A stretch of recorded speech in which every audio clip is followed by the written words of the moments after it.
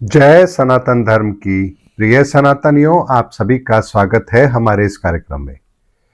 सनातनियों, इस समय पर पूरी दुनिया के अंदर जो विचारधारा काम कर रही है वो केवल और केवल भौतिकवादी सोच वाली विचारधारा काम कर रही है। हर देश अपने इकोनॉमी के लिए काम कर रहा है।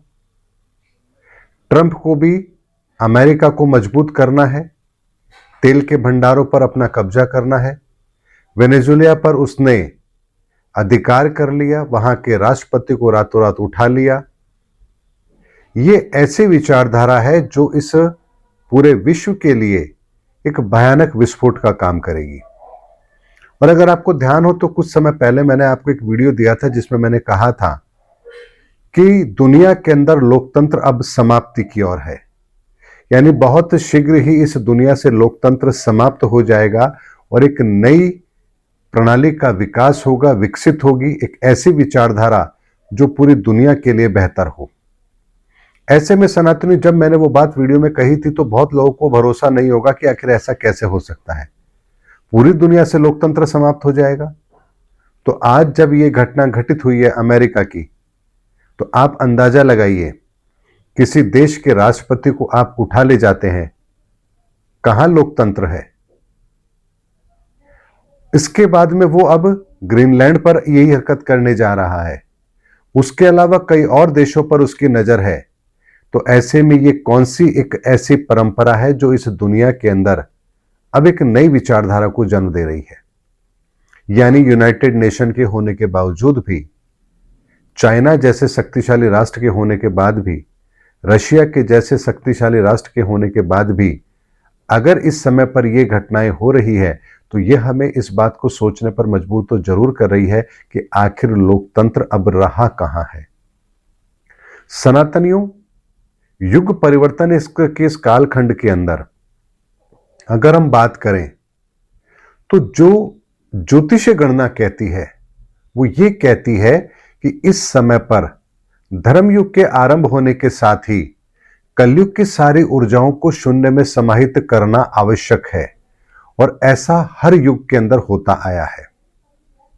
ध्यान दीजिए आप महाभारत के समय की बात को भी, उस समय पर भी इस ब्रह्मांड के अंदर जो तत्व सक्रिय था वो मंगल का तत्व था। ऐसे में पूरी महाभारत के अंदर कौन ऐसे योद्धा थे जो शेष बचे थे? पांडवों के अलावा कोई भी शेष नहीं बचे थे। यहां तक कि भगवान श्री कृष्ण के स्वयं की द्वारिका के अंदर भी एक श्राप के कारण से, जैसा कि कहा जाता है, द्वारिका के अंदर भी यदुवंश आपस में लड़कर के समाप्त हो गए थे। यानी उस समय पर पांडवों के अलावा पूरे आर्यवर्त के अंदर कोई भी योद्धा शेष नहीं बचे थे। तो सनातन एक बात को समझिए, जब युग परिवर्तन का समय आता है तो जो तत्व उस समय सक्रिय होता है उसकी ऊर्जा को पूरी तरह से शून्य में समाहित तो होना ही पड़ता है। ये इस ब्रह्मांड का एक ऐसा नियम है जिसकी पालना सदा होती आई है।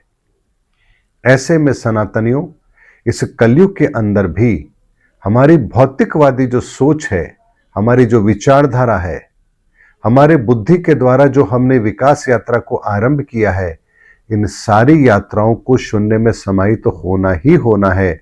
और हम उस दोराहे पर जरूर पहुंचेंगे जहां हमें केवल और केवल सनातन ही रास्ता दिखाएगा। और इस समय पर दो कार्य बहुत तेजी से इस दुनिया में हो रहे हैं।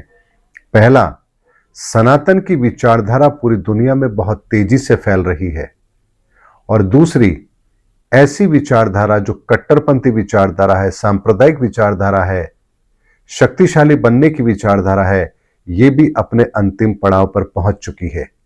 ऐसे में आने वाले समय के अंदर ये विश्व एक ऐसे युद्ध के मुहाने पर पहुंचेगा जहां ताकतें आपस में लड़कर के एक दूसरे को समाप्त करेंगी, और वहीं से नवसृजन का कार्य आरंभ होगा। अर्थात इस दुनिया के अंदर एक नई विचारधारा, सनातन की विचारधारा, और एक नई शासन प्रणाली का उदय होगा जो बहुत लंबे समय तक इस दुनिया के अंदर कायम रहेगी।